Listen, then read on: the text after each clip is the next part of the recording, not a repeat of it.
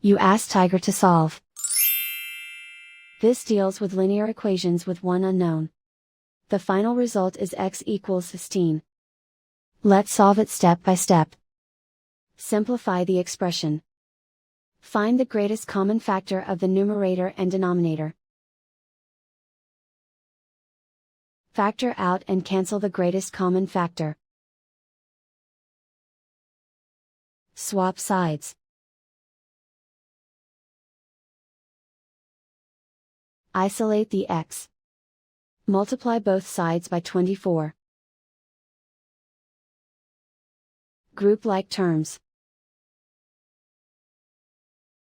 Multiply the coefficients. Simplify the fraction.